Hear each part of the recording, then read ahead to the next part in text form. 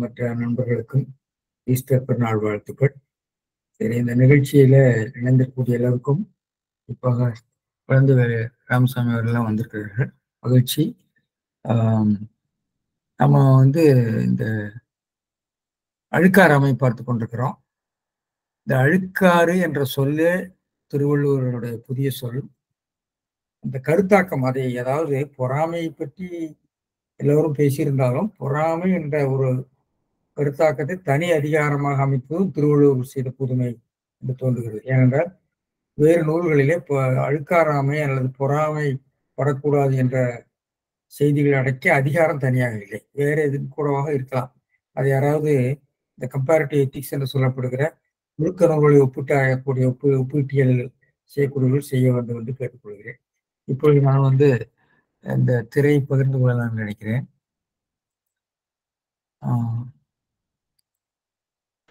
இன்னைக்கு எல்லாம் எளிமையான திருக்குறள் தான். ஆனா அதுல கருத்துக்கள் நேரடியாக இருந்தாலும் கூட அதில் இருக்கக்கூடிய அந்த வாக்கியமைப்பின் மூலமாக புலனாகிற சில நுட்பங்கள், இதையெல்லாம் நம்ம கொஞ்சம் கவனிக்க வேண்டியிருக்கிறது. அதுதான் இந்த 2-3 திருக்குறளை நாம் பார்க்கலாம். அதாவது இந்த அதிகாரத்தினுடைய மொத்த அமைப்பு முதல்ல 2 திருக்குறள் அழுக்காராமையினுடைய குணம், அழுக்காறு இன்மையோடு அழுக்காறு இல்லாமல் இருப்பது என்னுடைய பெருமையை சொல்கிறது. அதற்கு பிறகு ஒரு 6 திருக்குறள்ல அழுக்காறுனால விளையக்கூடிய தீமைகளை 6 திருக்குறள் சொல்றாங்க. பொறாமைப்படுகிறவன் விளங்க மாட்டான் அப்படிங்கிறதா மொத்த அந்த 6 கருத்துக்கள்ல. பொறாமைப்பட்டு அவன் வீணாக போய்விடுவான். அவன் பொறாமை என்ற சிந்தனையிலிருந்து அவன் தன்னைத்தானே அழித்துக் கொள்கிறான் என்ற கருத்து சொல்றாரு. அது ரொம்ப வியப்பா இருக்கு. பொறாமையினால விளையக்கூடிய தீமையை 6 திருக்குறள்ல சொல்லியிருக்கு. பிறகு 2ல பொறாமையினால வரக்கூடிய கேடும், பொறாமை அல்லது பொறாமை இன்மையினால் வரக்கூடிய கேடும் ஆக்கமும் என்பதை பற்றி பேசுகிறார். எனவே பொறாமை குணத்தினாலே அவனுடைய வாழ்க்கை எப்படி அழிகிறது என்பதை பற்றி ரொம்ப வற்புறுத்தியிருக்கிறார். அதை நம்ம ஒப்பிட்டு பார்க்க வேண்டாம். அதை பார்த்தபோது எனக்கு காலையில் வச்சுட்டு கொண்டிருந்த போது இந்த சிந்தனை மரபுகளை பற்றிய ஒரு சிந்தனை ஓட்டம் போகிற போது எல்லாருக்கும் ஜிட்டு கிருஷ்ணமூர்த்தி என்ற ஒருவரை கேள்விப்பட்டிருக்கீங்க. ஜே கிருஷ்ணமூர்த்தின்னு சொல்லுவாங்க. 1986 தான் இறந்தார். அவர் இறந்த தருவாயில அல்லது இறக்கும் போதோ எனக்கு நினைவில்லை. அதை பற்றி விவாதங்கள் நிறைய பல நம்ம தமிழ் பத்திரிகைகள் கூட வந்தது. குறிப்பாக நம்முடைய தர்ம சிவராமன் எழுதி கொண்டிருந்தார். நகுலனிடம் போகிற போது நகுலன் அவரை பற்றி பேசிக் கொண்டிருப்பார். பிறகு நாங்கள் அவரை பற்றி தெரிந்து கொள்ள வேண்டும் என்று ஆசைப்பட்டோம். அப்பொழுது தென்காசியில் இருந்த ஒரு பாதிரியார், ஒரு ரெவரண்ட் ஃபாதர் மிக்கேல் என்று சொல்லக்கூடியவர், அவர் தமிழில் நன்றாக எழுதக்கூடியவர். நிறைய அவர் அந்த சுவிசேஷம் சம்பந்தமாக நிறைய நூல்களை வெளியிட்டுக் கொண்டிருந்தார். நெற்செய்தி என்று சொல்லி அவர் தொடர்ந்து வெளியிட்டுக் கொண்டிருந்தார். அப்போ அவரிடம் கேட்டுக்கொண்ட போது நான் அதை படித்து நான் சொல்கிறேன் என்று சொல்லி அவருடைய நூல்களை எல்லாம் கற்று எங்களுக்கு ஒரு சொற்பொழிவாற்றினார் தமிழ் துறையில. எனக்கு நல்லா நினைவு இருக்கிறது. அப்பொழுதுதான் ஜே கிருஷ்ணமூர்த்தியை பற்றி தெரிந்து கொள்வது. ஜே கிருஷ்ணமூர்த்தியோட அடிப்படை தத்துவம் என்னன்னு சொன்னால், அவருடைய வரலாற்றை கொஞ்சம் சொல்ல வேண்டாம். அவர் ஆந்திராவில் கடப்பா மதனப்பள்ளியில பிறந்தவர். ஒரு வைதிக பிராமண குடும்பத்தில் பிறந்தவர். அவருடைய அப்பா ஆங்கில நிர்வாகத்தில் வேலையில் இருந்து பிறகு அவர்கள் சென்னைக்கு வருகிறார்கள். சென்னையில் தியாசபிக்கல் சொசைட்டி என்பது நிறைய பேருக்கு இப்போது தெரியாது. பிரம்மஞான சங்கம் என்று சொல்வார்கள். 19ஆம் நூற்றாண்டில் 20ஆம் நூற்றாண்டில் அது ரொம்ப மிகவும் பிரபலமாக இருந்தது. ஒவ்வொரு ஊர்களிலும் அதே மாதிரி ஒரு லாட்ஜ், என்ன லாட்ஜ் அது மறந்து வச்சு, ஒரு லாட்ஜ் மறந்து வச்சு, இதெல்லாம் இருந்தது. அதாவது தியாசபிக்கல் சொசைட்டி என்பது, பிரம்மஞான சங்கம் என்பது கோயம்புத்தூர்ல கூட அந்த சிபி சுப்பையாமுலையார் வீதிக்கு பின்பக்கத்துல ஒரு தியாசபிக்கல் சொசைட்டியோட பெரிய கட்டடமே இருந்தது. ஈஸ்வரன் கோயில் பக்கத்துல, தேருக்கு பக்கத்துல. நாங்கள் அங்கே அவருடைய நண்பர் ஒருத்தர் அங்கே தங்கியிருக்காரு என்றால் அந்த நிறுவனத்துக்கு தலைவராக இருந்தவர் அவருடைய உறவினர். அப்பொழுது தியோசாபிக்கல் சொசைட்டினா அன்னி பெசன்ட் தான் அதில் இருந்தாங்க. அவங்க நிறைய அன்னி பெசன்ட்டுக்கும் வள்ளலாருக்கும் எல்லாம் விவாதங்கள் நடந்தாங்கலாம் சொல்லுவார்கள். ரொம்ப கதையை அதுக்கு சொல்ல விரும்பல. அவர்கள் மேடம் ப்ளவட்ஸ்கி என்ற ரஷ்ய மாது, அன்னி பெசன்ட் இவர்கள்லாம் சேர்ந்து இந்த உலகத்தை காப்பாற்றுவதற்கு ஒரு பெரிய அறிஞர் தோன்றுவார் என்று சொல்லி அவரை கிருஷ்ணமூர்த்தி தான் என்று சொல்லி கண்டுபிடித்து கிருஷ்ணமூர்த்தியை அந்த அம்மா மிக சிறப்பாக வளர்த்து கொண்டு வந்தார்களா, தத்தெடுத்து, அதாவது வளர்ப்பு மகனாக வளர்த்து கொண்டு வந்தார். அதில் பெரிய வியப்பு என்னன்னு சொன்னால், அவர் அந்த கருத்தியலோடு உடன்பாடு இல்லாமல் அதிலிருந்து பிரிகிறார். அதான் பெரிய விஷயம். அதாவது ஒரு கருத்தியலை வளர்ப்பதற்காக கொண்டு வந்தவர் அந்த கருத்தியல் சரியில்லை. ஒரு கருத்தியல் என்பது நம்ம மேல் திணிக்கப்படுகிறதுங்கிறார். கிருஷ்ணமூர்த்தியுடைய தத்துவமே எப்படி இருக்குன்னா, சரி கிருஷ்ணமூர்த்தி பத்தி உங்க சொல்லி முடிச்சிடறேன். ஏன்னா அவர் கருத்தியல் இருந்து வேறுபட்டு அவர் சுதந்திர சிந்தனையாளராக மாறுகிறார். ஒரு விடுதலை சிந்தனையாளராக மாறி அவர் ஆங்கிலம் எல்லாம் கற்று ஆங்கிலத்தில் பெரிய சொற்பொழிவுகள்லாம் செய்து அமெரிக்காவிலும் இடங்களில் உலகம் பூரா 4-5 இடங்கள்ல, குறிப்பாக ஆந்திராவில் கூட மதனப்பள்ளியில ஒரு ஜே கிருஷ்ணமூர்த்தி வேலி என்னமோ பேர், என்னமோ ஒரு வேலின்னு பேர், அங்கே பள்ளிக்கூடங்கள்லாம் நடக்குது. அவருடைய கருத்தியலுக்கு ஏற்ப நடக்குது. அமெரிக்காவில் இருக்குது. இந்த 20ஆம் நூற்றாண்டு தொடக்கத்தில் இருந்து ஒரு பெரிய தத்துவ மேதைகளே ஒருத்தர். அவர் பல தத்துவ ஆசிரியர்களோடும் அரசியல்வாதிகளோடும் எல்லாம் இடையராத உரையாடல் நடத்தியிருக்கிறார். அதே காலகட்டத்தில் நம்முடைய ரமண மகரிஷி போன்றவர்கள்லாம் இருந்திருக்கிறார்கள் அதே காலகட்டத்தில். இப்போ இவருடைய கருத்து என்னன்னு சொன்னா, நம்முடைய சிந்தனைகள் எல்லாமே கட்டுப்பட்டிருக்கின்றன, முன்முடிவுகளாலும் முன் கருத்தாக்கங்களாலும் கட்டுப்பட்டிருக்கின்றன. நாம் அவற்றிலிருந்து வெளியே வர வேண்டும். அந்த வெளியே சுதந்திரமாக சிந்திக்க வேண்டும். மதம் என்பது அறிவியல் தன்மையற்றதாக இருக்கிறது. மத கருத்துக்கள் அறிவியல் தன்மையுடையதாக மாற வேண்டும். இதெல்லாம் எனக்கு நினைவுக்கு வந்ததுதான் சொல்றேன். எனக்கு நான் மறுபடியும் அவர் எடுத்து படிக்கல, கூகுள்ல பார்த்தேன், அதுலயே எனக்கு பெருசா கிடைக்கல. ஆனா ஒரே ஒரு கருத்து மட்டும், இது மட்டும், அதாவது our understanding our mind is conditioned by the previous knowledge. நம்முடைய உணர்வுகள், நாம் உலகத்தை புரிந்து கொண்டிருக்கிறது எல்லாமே நமக்கு முன்னாடி உள்ள அறிவினாலே தான் உருவாகி இருக்கின்றன. நாம் அதிலிருந்து வெளியே சிந்திக்க வேண்டும். அதனாலதான் அவர் தியோசாபிக்கல் சொசைட்டில இருந்து, அன்னி பெசன்ட்ல இருந்து தன்னை பெற்று வளர்த்த அந்த வளர்ப்பு தாயிடமிருந்து விடுதலை பெற்று தனியா சுதந்திர சிந்தனையாளராக வருகிறார். அப்படி, அதாவது ஒரு சிந்தனையிலிருந்து விடுபட வேண்டும் என்ற ஒரு விடுதலை சிந்தனை சொன்னவர் கிருஷ்ணமூர்த்தி. பழைய சிந்தனைகளிலிருந்து விடுவதுங்கிறது அவ்வளவு எளிதில்லை எல்லாருக்கும். ஏன்னா நாம எல்லாருமே அதில் உருவாக்கப்பட்டிருக்கிறோம். பிறகு நாம் எல்லாருமே ஒரு வகையான இந்த காலத்தினுடைய படைப்புகளாக இருக்கிறோம். எனவே இந்த சிந்தனை பின்பலத்தை திருவள்ளுவரை பார்க்கிற போது திருவள்ளுவர் இதை உட்கொண்டுதான் அவர் பேசியிருக்காரு நினைக்கிறேன். அவருடைய 2 திருக்குறள் மிகவும் புகழ்பெற்ற திருக்குறள் எல்லாருக்கும் தெரியும். எப்பொருள் யார் யார் வாய் கேட்பதும், எப்பொருள் எத்தன்மை தாயின். எப்பொருள் எத்தன்மை தாயின்ங்கிறது மெய்யுணர்தல் அதிகாரத்தில் இருக்கிறது. எப்பொருள் யார் வாய் கேட்பதுங்கிறது அறிவுடைமை அதிகாரத்தில் இருக்கிறது. இரண்டிலுமே ஒரு நீங்க கேட்கக்கூடியதை அதை அப்படியே ஏற்றுக்கொள்ளக்கூடாது. இது சமணத்துல இருக்கிறது. சமண மதம் நான் போய் சொல்லியிருக்கிறேன், சப்தபங்கி நியாயம் என்று சொல்லப்படுகிற சாத்வாதம் என்பது எதுவும் முடிந்த முடிவில்லை, எல்லாவற்றையும் நாம ஆராய்ந்து கொண்டே இருக்க வேண்டும் என்று சொல்கிறது. அதைத்தான் ஒரு மறு சிந்தனையாக இவர் சொல்கிறாரோ என்று எனக்கு தோன்றுகிறது கிருஷ்ணமூர்த்தி. எனவே ஒரு முன்முடிவுகளிலிருந்து நாம் விலக முடியுமா? நாம் எல்லாமே அதனால உருவாக்கப்பட்டிருக்கிறோம். நாம காலதேச வர்த்தமானங்களுக்கு உட்பட்டிருக்கிறோம். நம் காலத்தினுடைய படைப்புகளாக இருக்கிறோம். நாம் பயன்படுத்துகிற பொருள், நாம் உண்ணுகிற உணவு, நம்முடைய சிந்தனைகள் எல்லாமே நமக்கு முன்னால் தோன்றிய அறிவினுடைய விளைவுதான். எனவே அதிலிருந்து எப்படி வெளியே வர்றது தெரியல. அது ஒரு சிந்தனைக்காக முன்வைக்கிறேன். எனவே இது வெளியே வர வேண்டும்.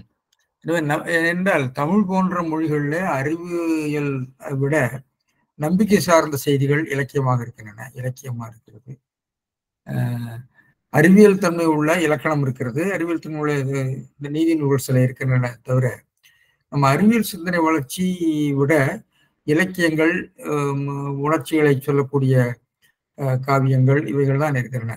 ஏன்னா இவற்றிலே பக்குவப்பட்ட நமக்கு ஒரு குறிப்பிட்ட ஒரு அறிவியல் தன்மையை பெறுவதிலே நமக்கு 20ஆம் நூற்றாண்டு தான் நமக்கு வழியை திறந்து விட்டிருக்கிறது. அது குறிப்பாக ஆங்கிலம் வழியாக. எனவே இந்த அறிவியல் தன்மையை பெறுவதற்கு நாம் திருவள்ளுவர் சொன்ன வழி என்ன என்பதை நாம் தேட வேண்டும். நிச்சயமாக வள்ளலார் போன்றவர்கள் கடைசியில் எல்லாத்தையும் திரஸ்கரிக்கிறார் சொல்லுவாங்க, மறுக்கிறார். எல்லாம் குப்பை, பிள்ளை விளையாட்டுன்னு சொல்றாரு. பெரியார் கூட அதைத்தான் சொன்னார். பெரியார் கொஞ்சம் வயலண்டா சொன்னாரு, வள்ளலார் வந்து அதை மென்மையா சொன்னார். எனவே இது ஒரு முக்கியமான சிந்தனை போக்கு இருக்கிறது. திருவள்ளுவரை படிக்கிற போது நாம் இதை வந்து யோசித்துக் கொண்டு திருவள்ளுவரையும் நாம் கேள்வி கேட்க வேண்டும். திருவள்ளுவர் சிந்தனையை மட்டுமே எல்லாம் வந்து ஃபைனல் நாம் சொல்ல முடியுமா என்ற கேள்விகள்லாம் வருகின்றன. எனவே இந்த ஜிட்டு கிருஷ்ணமூர்த்தியினுடைய சிந்தனைகள் நம்மை திருவள்ளுவரை மீண்டும் பார்ப்பதற்கு உதவியாக இருந்தது என்று சொல்லிக்கொண்டு இப்ப நம்ம வந்து மறுபடியும் திருக்குறளுக்குள் போகலாம். இன்றைக்கு 2 அல்லது 3 திருக்குறள் பார்க்கலாம்னு நினைக்கிறேன். எல்லாமே சாதாரணமான கருத்துக்கள் தான். இதுல ஒன்றும் பெரிய இலக்கிய நயங்கள் இல்லை. ஆனால் அது சொல்லுவதிலே ஒரு அழகை கொண்டு வந்திருக்கிறார். ஒரு வாக்கிய அமைப்பிலே ஒரு நுட்பத்தை கொண்டு வந்திருக்கிறார். அதன் மூலமாக அவர் சொல்லக்கூடிய தளம், அந்த தளத்தை நான் பிடிப்பதுதான் நமக்கு ரொம்ப முக்கியமானதுன்னு நான் நினைக்கிறேன். இலக்கண சொற்பொழிவுடைய முக்கிய நோக்கம் என்பது இலக்கணத்தை வழங்கிக் கொள்வது மட்டுமல்ல, இந்த இலக்கண வழக்குகளின் மூலமாக என்ன மாதிரியான ஒரு சிந்தனை கொண்டு வருகிறார் என்பதை பார்க்கிறோம். அதுக்குரிய சில கேள்விகளை இந்த திருக்குறள்கள் எழுப்பின. அதை நம்ம இப்ப பார்க்கும்போது தெரியும். உதாரணமா இப்ப முதல்ல அறநாக்கம் வேண்டாதான் என்பான் பிறநாக்கம் பேணாது அழுக்கு இருப்பான் தான் இந்த திருக்குறள் 163. அறநாக்கம் வேண்டாதான் என்பான் பிறநாக்கம் பேணாது அழுக்க இருப்பான். இது ஒரு சாதாரண வாக்கியம்தான். அரண் ஆக்கம், நம்ம அரணாக்கம்னு சேர்த்து தான் படிக்கிறோம். நம்ம அரணாக்கம் என்று சேர்த்து படித்தால் அரணாகிய ஆக்கம் அல்லது அரணால் ஆகிய ஆக்கம் என்று நாம் பொருள் கொள்ளலாம். ஆனால் நம்முடைய உரையாசிரியர்கள் அப்படி பொருள் கொள்ளல. அறனும் ஆக்கமும், அறனும் ஆக்கமும், தர்மம் ஒரு தர்ம நெறி அல்லது மேம்பட்ட ஒரு ஒழுக்கம், ஆக்கம் செல்வம் அல்லது பயன். எனவே 2ஐயும் விரும்புகின்றவர்கள், நல்ல நெறியையும் நல்ல செல்வத்தையும் ஆக்கத்தை திரும்ப திரும்ப சொல்லிட்டே இருக்கார். பொறாமைப்படுறவனுக்கு ஆக்கம் இல்லை, ஆக்கம் இல்லை. அது ரொம்ப முக்கியமான ஒரு செய்தியா எனக்கு படுகிறது. அது நம்முடைய தாயாதித்தனம் என்ற பொறாமைக்கு தாயாதித்தனம் என்ற ஒரு சொல் கூட இருக்கிறது. மகாபாரதம் அதுக்கு நல்ல உதாரணமாக இருக்கிறது. எனவே துரியோதனன் போன்றவர்கள் அதுக்கு உதாரணமாக இருக்கிறார்கள். அரணும் ஆக்கமும் வேண்டாதான், எனக்கு வேண்டாம் என்று நினைக்கக்கூடியவன் தான் என்பான் என்று சொல்லியிருக்கிறார். அதை கவனிக்கணும். என்று சொல்லப்படுபவன் என்பான் என்பது செய்வினையாகவும் ஒரு செயற்பாட்டு வினையாகும். என்பான் என்று சொன்னால் என்று சொல்கின்றவன். என்பான் என்று சொல்லப்படுபவன் சொன்னா செயற்பாட்டு வடிவம். ஏன்னா தமிழில என்பான் என்பது இது மாதிரி வடிவங்கள் செய்வினை வடிவமாகவும் செயற்பாட்டு வினை வடிவமாகவும் வருவதில்லை. தமிழ்ல இயல்புதான். தமிழ் இயல்பான தமிழ். நான் சொன்னவன் மாதிரிதான். சொன்னவன்னா என்னால் சொல்லப்பட்டவன் என்று எடுக்கலாம், நான் சொன்ன அந்த ஆள் என்று எடுக்கலாம். எனவே தமிழிலே அந்த 2 இது இருக்க நான் பிறகு சொல்ல போறேன். என்பான்ங்கிறது எத்தனை இடத்துல வருது, எந்த இடத்துல 2 பொருளையும், அதாவது செய்வினை வடிவமாகவும் செயற்பாட்டு வினை வடிவமாகவும் திருவள்ளுவர் என்பான் என்று சொல்லுகிற போது, என்பான் என்பது ஒரு எழுவாயை தனிப்படுத்தி காட்டுகிறது. இரண்டாவது, அது வந்து என்பது போன்றவை, என்பான் என்பதெல்லாம் வந்து ஒரு வகையான வரையறை கொடுக்கிற போது, ராமன் என்பவன் தசரதன் மகன் என்று சொல்வது போல ஒரு ஒரு வரையறை சொல்லக்கூடிய சமன்பாட்டு வாக்கியம், அப்போசிட்டிவ் கன்ஸ்ட்ரக்ஷன் ஆங்கிலம் சொல்லுவாங்க. அதாவது இருபெயரொட்டு வாக்கியங்கள், இருபெயரொட்டு வாக்கியத்துல வரும். அது வந்து ஒரு வாக்கிய அமைப்புல முக்கியமான ஒரு வாக்கிய அமைப்பு. அது வந்து கிரியாகராதிகளோடு கொடுத்திருக்காங்க, நான் பார்த்தேன். என்பது இந்த தனியா பிரித்து என்பது என்ற வடிவம் இவ்வாறு வரைகளை சொல்கிற போது என்பது வரும் ஒரு இணைப்பாக, தட் இஸ் அப்படிங்கிற மாதிரி சொல்றாரு. இந்த இடத்துல அப்படி பயன்படுத்தியிருக்கிறாரா என்கிறத நம்ம பார்க்கலாம். அப்படி பயன்படுத்தலைன்னு நான் நினைக்கிறேன். ஆனால் அப்படி பயன்படுத்தினதாகவும் ஆட்கள் பொருள் கொண்டிருக்கிறார்கள். நம்ம பார்ப்போம். அந்த வாக்கிய அமைப்புல ஒரு பெரிய சிக்கல் இருக்கிறது இதுல. எனவே அறனும் ஆக்கமும் வேண்டாதான் அதை விரும்பாதவன் என்று சொல்லப்படுகிறவன் சான்றோர்களால் பிறனாக்கம் பேணாது அழுக்கறுப்பான். பிறருடைய ஆக்கத்தை பேணாது, விரும்பாமல். அந்த பேணாது அப்படிங்கிறது வேண்டாததுக்கு இன்னொரு இன்னொரு சினோனிம். அரணாக்கம் பேணாதான், அரணாக்கம் பிறனாக்கம் பேணாதான். திருவள்ளுவர் எப்பொழுதுமே ஒரே பொருளை வருகிற போது, ஒரு பொருள்ல வருகிற போது வெவ்வேறு சொற்களை ஒருவர் பன்மொழியாக, அந்த மாதிரி இது ஒருவர் பன்மொழி. வேணாதான், வேண்டாதான். எனவே அதை விரும்பாதவன் அழுக்கறுப்பான். அழுக்கறுப்பான்னா பொறாமைப்படுவான். அழுக்கறுப்பான் என்பது வினைமுற்றா, வினையாளன் அழுக்கறுப்பவன். அரணாக்கம் வேண்டாதான் என்று சொல்லப்படுபவன் பிறனாக்கம் பேணாது அழுக்கறுப்பவன் என்று வராது. அழுக்கறுப்பான்ங்கிறது வினைமுற்றாகத்தான் இருக்கிறது. அழுக்கறுப்பான் என்பது வினைமுற்றாகத்தான் நாம் பொருள் கொள்ள வேண்டும். எப்படி நம்ம உரையாசிரியர் போட்டிருக்காங்கன்னு பார்ப்போம். எனவே அரணும் செல்வமும் வேண்டாதான் என்று சொல்லப்படுபவன் பிறனாக்கம் பேணாது பொறாமைப்படுவான். பொறாமைப்படுவான், படுகிறவன் எடுக்கல, பொறாமைப்படுவான் என்று ஒரு வினைமுற்றாக அதை சொல்லியிருக்கிறார். ஒரு ஒரு வாக்கியத்தினுடைய, அதாவது சமன்பாட்டு வாக்கியமாக இல்லாமல் ஒரு கருத்தினுடைய விளக்கமாக அதை சொல்லியிருக்கிறார். இப்படிப்பட்டவன் இப்படித்தான் பிஹேவ் பண்ணுவான் என்ற ஒரு வாக்கியமாக வருகிறது. இப்ப பார்ப்போம் மணக்குடவர் என்ன சொல்றாரு. மணக்குடவர் அப்படி எடுக்கல, வேற மாதிரி எடுத்துக்க. தனக்கு அரணாகிய வாழ்வு, நானே சொன்னேன் அரணாகிய வாழ்வு. அரணாகிய வாழ்வுன்னு அரணாக்கம் என்பதே ஒரு பண்பு தொகையாக எடுத்திருக்கிறார். அரணாகிய வாழ்வு வேண்டாதான் என்று சொல்லப்படுவான். ஓகே, வேண்டாதான், தனக்கு அது வேண்டாம், எனக்கு அரணாகிய வாழ்வு வேண்டாம் என்று சொல்லப்படுவான் என்று மற்றவர்களால் சொல்லப்படுவான் என்பானா என்று சொல்லுவோன்னு வரக்கூடாதான்னு நீங்க கேட்கலாம். அரணாக்கம் வேண்டேன் என்பான் என்று வந்திருக்க வேண்டும். எனவே அது நேர்கூற்றாக இருந்திருக்கும். எனவே இது அயற்கூற்றாக வருகிறது என்று சொல்லப்படுவான். பிறனாக்கம், அரணாக்கம் பிறனாக்கம். அந்த எதிரியை பார்த்துக்கோங்க, அரணாக்கம் பிறனாக்கம். அப்ப பிறனாக்கத்திலே வேற மாதிரி வாக்கிய அமைப்பு. பிறனுடைய ஆக்கம், பிறனுடைய ஆக்கம், அது வேற்றுமை தொடராக பிறனாக்கத்தை கொள்ள வேண்டும். அதை அவரு பண்பு தொடர் போல எடுத்திருக்கிறார். பிறனுடைய ஆக்கத்தை விரும்பாதே, வேணாது, அழுக்காறு செய்வான். அழுக்கறுப்பான்னா அழுக்காறு செய்வான், பொறாமைப்படுவான். அவன் பொறாமைப்படுவான், அழுக்காறு செய்வான் என்பது வினைமுற்றாகத்தான் மனக்குளரும் கொண்டிருக்கிறார் தோன்றுகிறது. செய்வான் என்றவாறு இது அழுக்காருடையாருக்கு புண்ணியம் இல்லையாம் என்று கூறிற்று. எனவே பேணாது பிறனாக்கம் பேணாது அழுகறுப்பானுக்கு அரணாக்கம் வேண்டாது என்று சொல்லக்கூடியவன் என்று ஒரு ஒரு வாக்கியமாக சொல்லியிருக்கிறார்.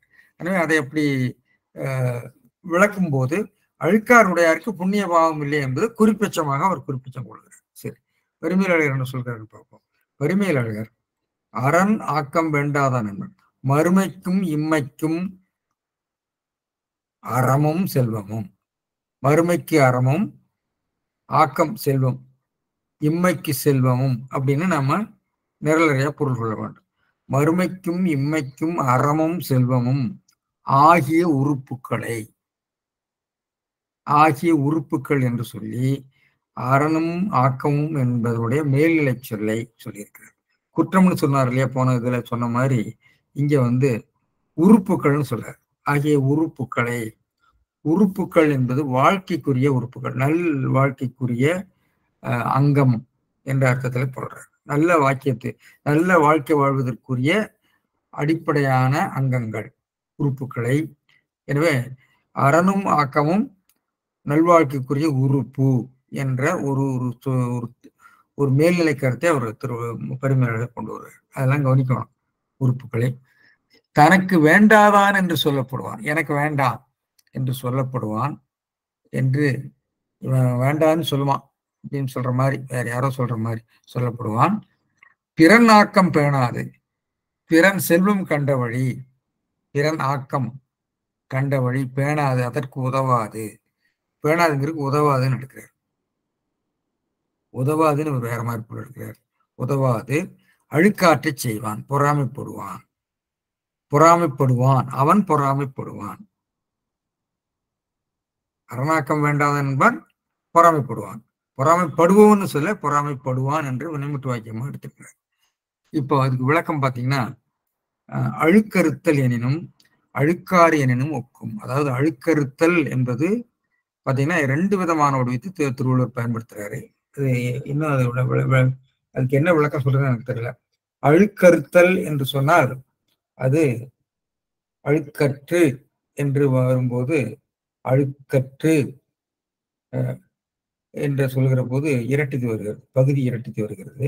அதாவது 6வது வினைத்திருவன்னு சொல்லுவாங்க.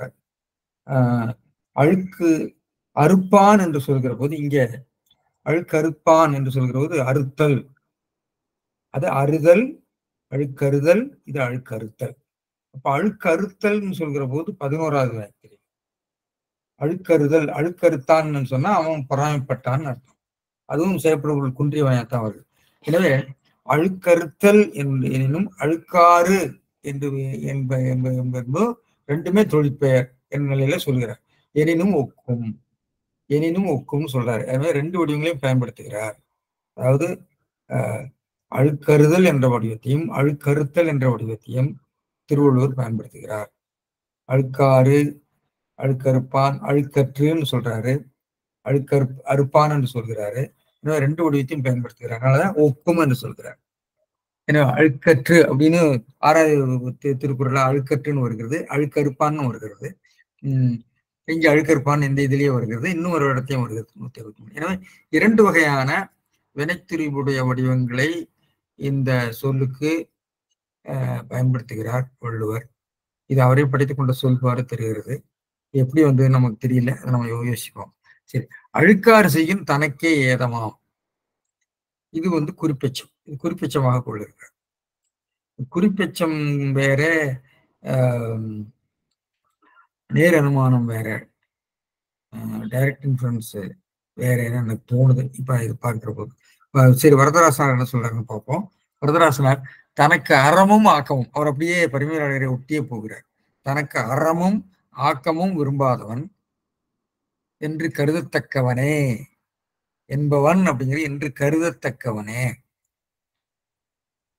எனப்படுபவனே பிறனுடைய ஆக்கத்தை கண்டு மகிழாமல் அதற்காக பொறாமைப்படுவான். இப்படிப்பட்டவனே பொறாமைப்படுவான். தனக்கு நன்மை வேண்டாம் என்று நினைப்பவன் தான் பொறாமைப்படுவான் என்ற வாக்கியமாக வருகிறது. எனவே பொறாமைப்படுவான் என்பது வினைமுற்று. எனவே யார் வந்து பொறாமைப்படுவார்கள் என்ற ஒரு கருத்தை இது சொல்கிறது. பொறாமைப்படுவன் எப்படி இப்பட்டவனாக இருப்பான்? தனக்கு நன்மை வேண்டாம் என்று நினைப்பவனாக இருப்பான் என்று ஒரு கருத்தை சொல்லியிருக்கார். இது ஈக்குவேட்டிவ் சென்டென்ஸ் கிடையாது, 2க்கு சமநிலை வாக்கியம் கிடையாது. ஆனா தேவநேய பாவாளர் வந்து அதை சமநிலை வாக்கியமாக சொல்கிறார். அப்படி நிறைய பேர் புரிஞ்சுட்டாங்க, நம்ம பார்ப்போம். ஆக்கம் அரண் வேண்டாதான் என்பான், இம்மைக்கும் மறுமைக்கும் வேண்டிய செல்வமும் அறவும் ஆகி. அவர் வந்து இந்த வரிசையை மாத்துறாரு. அரண்ங்கிறது ஆக்கம்ங்கிறது இம்மை மறுமை, அவர் வந்து வேற மாதிரி அமைச்சிருக்காரு. அது எதுக்காக அமைச்சிருக்காருங்கிறதுனால இப்படி மாத்திருக்காரு. இம்மைக்கும் மறுமைக்கும் வேண்டிய செல்வமும் அறவும் ஆகிய பேர்கள் எடுக்கிறாரு. அவர் உறுப்புகள் எடுக்கிறாரு. பார்க்கணும், பேர்கள்னா அவன் பெறுகின்ற பாக்கியங்கள் அப்படிங்கிறது. அவர் உறுப்புகள் எடுக்கிறார், வாழ்க்கைக்குரிய நல்வாழ்க்கைக்குரிய உறுப்புகள் எடுக்கிறாரு. இதுல எல்லாம் நம்ம ஒவ்வொருத்தரும் ஒரு நுட்பங்களை கொண்டு வந்துடுறாங்கன்னு பார்க்கணும். தனக்கு வேண்டாதவன் என்று சொல்லப்படுகின்றவன் சரி, பிறனாக்கும் பண்ணாலும் எடுக்க, பிறன் செல்வன் கண்டவிடத்து அதற்கு மகிழாது பொறாமைப்படுபவன் ஆவான். இவர் வந்து சொல்லப்படுகின்றவன் பொறாமைப்படுபவன் ஆவான் என்று சமன்பாட்டு வாக்கியமாக எடுத்து, வேண்டாதவன் என்று சொல்லப்படுகிறவன் பொறாமைப்படுபவன் ஆவான் என்று சொல்லியிருக்கிறார். ஆனா இது கொஞ்சம் நெருடலாக இருக்கிறது, நாம் பார்க்கலாம். பொறாமைக்காரன் பிறனுக்கு உறுதிங்கு செய்ய இயலாது, தனக்கே கேட்டை வருவித்துக் கொள்கிறான் என்பது இதனால் கூறப்பட்டது. அவர் ஒரு குறிப்பிச்சம் கொள்றார். மற்றவர்களுக்கு செய்ய முடியாது, இவனுக்கே பண்ணிக்குவான். சாலமன் பாப்பையா கொடுத்திருந்தாங்க, அதை பார்த்தேன். அவரும் வந்து பவானர் மாதிரி தான் அர்த்தம் பண்ணியிருக்கார். பிறர் உயர்வு கண்டு மகிழாமல் பொறாமைப்படுபவன் அதை வந்து இந்த ஆர்டரை மாத்திருக்கிறார். கவனிச்சுங்க, ஆர்டரை மாத்திருக்கார். இவர் ஆர்டர் வந்து இந்த இரண்டாவது பகுதி, அதாவது பிறனாக்கம் பேணாது அழுக்கற்பவன் ஆகிய பொறாமைக்காரன் என்ற பிறவூறு கண்டு மகிழாமல் பொறாமைப்படுவது அதை முன்னாடி கொண்டு போயிருக்கிறார். அது வந்து எழுவாயாக கொண்டு போயிருக்கிறார். அதாவது லாஜிக்கல் சப்ஜெக்ட், உத்தேசியமாக டாபிக்காக கொண்டு போயிருக்கிறார். அவன் அறத்தால் வரும் புண்ணியத்தை வேண்டா என மறுப்பவன் ஆவான். எனவே பிறனாக்கம் பேணாது அழுக்கறுப்பான் என்பதை வினையாளனின் பெயராக கொண்டு பொறாமைப்படுவன் எடுத்துக்கொண்டு அவன் அரணாக்கம் வேண்டாத அழுக்கறுப்பான் என்பான் என்று சொல்லப்படுவான். கொஞ்சம் கஷ்டப்படும், அது வராது. அப்படி வர்றதுல கொஞ்சம் கஷ்டம் இருக்கு. ஈக்குவேட்டி சென்டென்ஸா மாத்துறதுல கஷ்டமா இருக்கு சமநிலை வாக்கியமாக. ஆனா இப்படி பொருள் கொண்டிருக்காங்க. அதாவது ஒரே பொருளை பல்வேறு விதமான வாக்கியங்களாக சொல்லலாம். சொல்லும்போது அதனுடைய பொருளினுடைய ஆற்றல் அல்லது பொருளினுடைய முக்கியத்துவம் வேறுபடும். திருவள்ளுவர் எதை நினைத்தார் என்பதற்கு நாம் சொல்லுகிற இந்த விளக்கத்தை பொறுத்துத்தான் அது இருக்கும். வறுமையாளர்களும் மனக்குறவரும் ஒரு மாதிரி நினைக்கிறாங்க, தேவனைய பவனும் பாப்பையாக இப்படி நினைக்கிறாங்க. வ.உ. சிதம்பரனாருடைய உரை கூட இருக்கிறது. பிறனாக்கம் பேணாத அவரும் முன்னாடி கொண்டு போயிடுறாரு. இந்த இரண்டாவது பகுதியை, இரண்டாவது செக்மெண்ட, அதாவது பிறனாக்கம் பேணாத அழுக்கிருப்பான் என்பவன் பிறவி செல்வத்தை மகிழாமல் பொறாமை கொள்பவன் அறநாக்கம் வேண்டாதவன் என்பான், அறமும் பொருளும் வேண்டாதவன் என்று சொல்லப்படுவான் என்று அவர் கொண்டு போயிடுறார். சிப்பி என்ன பண்ணியிருக்காரு? சிப்பி வந்து பெரும்பாலும் வந்து ஒரு சாரம், ஒரு பொருள் சரி சுருக்கத்தை தான் சொல்லியிருப்பாரு. அதனால அதுல நாம எப்படி சொல்லியிருக்காரு? மற்றவர் நலன் கண்டு மனம் பொறாதவன். இது வந்து பெரும்பாலும் சிதம்பரனார், சாலம் பாப்பையா இவர்களுடைய உரை ஒட்டி அவர் எழுதியிருக்கார். உண்மையில் தனக்கே நல்லெண்ண விளையாது தடை போட்டுக் கொள்பவன் ஆவான் என்று சொல்லி இவரும் வந்து இந்த பின்பகுதியை முன்பகுதியாக, அதாவது முதல் கூறாக, அதாவது தர்க்க எழுவாயாக கொண்டு வந்து அதை டாபிக்காக கொண்டு வந்திருக்காரு. ஆனா இதுல டாபிக் வந்து அதுதானா அப்படிங்கிறது இல்லை. டாபிக் வந்து அரணாக்கம் வேண்டாதவன் தான் டாபிக். இது நல்லதெல்லாம் வேணாங்கிறவன் பொறாம பண்ணுவாயா அப்படிங்கிற மாதிரி இருக்கு. எனவே இது மறுதலையாக இருக்கு. இதுல நான் முன்பே சொன்ன மாதிரி இந்த நேர் அனுமானம் என்று சொல்வது குறிப்பட்சம் ஒன்றல்ல என்று எனக்கு ஒரு தோன்றல் வந்தது. சில வேளை நேர் அனுமானம் அப்படி அமையலாம். இக்குறள் இரண்டும் ஒன்றல்ல என்பதை கூறுகிறது என்று நான் நினைக்கிறேன். அதாவது அரணாக்கம் வேண்டுவான் என்பான், அரணாக்கம் வேண்டுவான் வேண்டாதான்ங்கிறத நீங்க வேண்டுவான்னு நீங்க நேர் அனுமானமா எடுத்தீங்கன்னா, அரணாக்கம் வேண்டுவான் என்பான் பிறனாக்கம் பேணி அழுக்கறாதவன். அதான் வந்து டைரக்ட் இன்ஃபுளுன்ஸ். அறம் செய்தான் துறக்கம்புகும், அறம் செய்தான் துறக்கம்புகான்ங்கிற மாதிரி. அறமாக்கம் வேண்டுவான் என்பான் பிறனாக்கம் பேணி அழுக்கறாதவன்கிறது நேர் அனுமானம். ஆனா குறிப்பெச்சம் என்று பெருமையாளர்கள் சொல்றது அழுக்காறு செய்யும் தனக்கே ஏதமா. எனவே நீ வந்து அழுக்காறு நீ பட்டால் உனக்குத்தான் கெடுதல் என்பதுதான் குறிப்பெச்சமாக அவர் கொண்டிருக்கிறார். எனவே குறிப்பெச்சம் என்பது இந்த தர்க்க வாக்கியங்கள், தர்க்கத்திலிருந்து பெறக்கூடிய எதிர்மறை வாக்கியங்களுக்கு அப்பாலே வருகின்ற ஒரு துவனி, ஒரு குறிப்பு பொருளாகத்தான் எடுத்துக்கொள்ள வேண்டும். அப்ப அப்படித்தான் எனக்கு புரிந்து கொள்வதற்கு இந்த இது துணை செய்கிறது. எனவே குறிப்பெச்சமும் நேரனுமானம் ஒன்று என்று நான் நினைத்துக் கொண்டிருந்தேன். அது ஒன்று அல்ல என்று தோன்றுகிறது. இது ஆராய வேண்டும். சரி, எனவே வாக்கிய அமைப்பை பார்க்கலாம். மணக்குடவரும் பரிமேலழகரும் மூவாவும் கொண்ட தொடர் அமைப்பு பெயர் தொடர், வினைமுற்று தொடர். ஆனா இது பெயர் தொடராக மற்றவர்கள் கொண்டது போல கொள்வதில் ஒரு சிக்கல் இருக்குது. என்பான் அழுக்கறுப்பான் இரண்டையும் வினையாளனையும் பெயராக கொள்ள வேண்டும். என்பான் என்பதை வினையாளனையும் பெயர், அழுக்கறுப்பான் என்பதையும் வினையாளனையும் பெயராக கொள்ள வேண்டும். அது கொஞ்சம் வேகாத்தான் இருக்கு. அரணாக்கம் வேண்டாதான் என்பான் பெயர் தொடர், மூவா தனக்கு அறமும் ஆக்கவும் விரும்பாதவன் என்று கருதத்தக்கவனே என்று அவர் சொல்லியிருக்கிறதுனால அது தெளிவாக அதை வந்து அதுதான் எழுவாய் என்பதை அவர் பண்ணிட்டார். கருதத்தக்கவனே பொறாமைப்படுவான் என்று கொண்டு வந்து விடுகிறார். திறனாக்கம் பேணாது அழுக்கறுப்பான் என்று வினைமுற்று தொடராக அவர் சொல்லியிருக்கிறார். எனவே இந்த வாக்கிய அமைப்புகள் எப்படி வேறுபடுகின்றன, இந்த பொருளை சொல்லுவதில் வாக்கிய அமைப்புகள் எப்படி வேறுபடுகின்றன பார்ப்போம். பாவாணர் வந்து சமநிலை பெயர் தொடராக கொடுக்கிறார். அரணாக்கம் வேண்டாதான் என்பான் பெயர் தொடர் என்று சொல்லப்படுகிறவன் எடுத்திருக்காரு. பிறனாக்கம் பாடாத அழுக்கிருப்பான் என்று சொல்லி அவன் ராமன், அவன் நல்லவன்கிற மாதிரி, நல்லவன் ராமன்கிற மாதிரி உள்ள கொண்டிருக்கிறாரு. சாலமன் பாப்பையாவும் மாற்றிருக்கிறார். இதே மாதிரி உத்தேசம் விதேயத்தை மாற்றி, அதாவது டாபிக் அண்ட் கமெண்ட்டையே மாற்றி அவர் பொருள் சொல்லியிருக்கிறார். எனவே இதுல என்ன, எது பொருள் ஆழமாக இருக்கிறது, எது திருவள்ளுவர் உள்ள கிடக்கை? ஏன்னா இந்த அழுக்கறுப்பான் என்பது வினையாளனை பெயர் போலவும் இருக்கிறது, வினைமுற்றாகவும் இருக்கிறது. ஆனால் வினைமுற்றாக வருவதற்கு தான் வாய்ப்பு அதிகம் என்று தோன்றுகிறது. ஏனென்றால் பழைய தமிழிலே வினைமுற்றும் வினையாளனையும் பெயரும் ஒரே வடிவத்தில் இருக்கு. வருவான் என என்பான் என்பது என்பவன் என்பது பின்னாடிதான் வருகிறது. பழைய தமிழ் என்பான் சொன்னா எனப்படுபவன் என்று சொல்பவன் என்று எடுத்துக்கொள்ளலாம். எனவே மறுப்பவன் ஆவான், பொறாமைப்படுவான் மறுப்பவன் ஆவான் என்று அவர் எடுத்துக்கிறார். எனவே இங்கு வேண்டாதான் என்பான் என்ற படற்கையும் என்பான் என்பதும் உள்ளதால் இவ்வாறு வர வாய்ப்பில்லைன்னு நினைக்கிறேன். ஏன்னா வேண்டாதான் என்பான், வேண்டேன், அரணாக்கம் வேண்டேன் என்பான் என்று வந்தால்தான் அது சரியா இருக்கும். வேண்டாதான் என்பான்ங்கிறது படற்கையாக இருக்கிறனால என்று சொல்லப்படுபவன் என்று அது வினையாளனின் பெயராக வருகிறதுனால என்பான் சொல்லுவான் என்று வினைமுற்றாக வருவதுதான் என்பான் பொறாமைப்படுபவன் அப்படின்னு நம்ம பொருள் கொள்ளலாம்.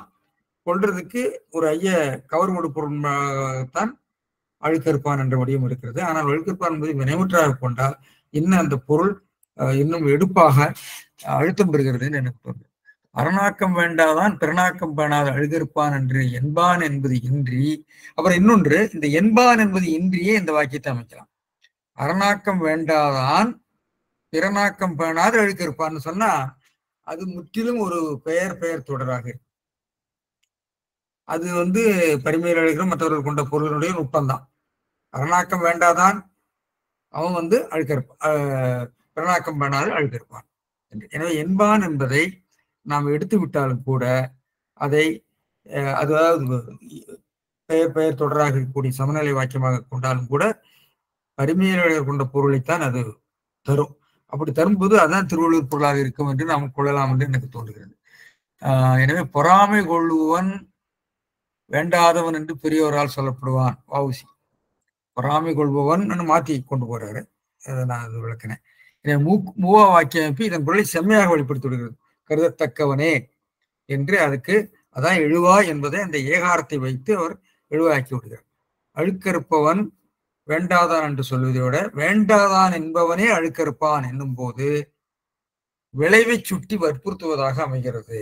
ஒரு விளைவை சொல்லி வற்புறுத்துவதாக அமைகிறது என்று நான் நினைக்கிறேன்.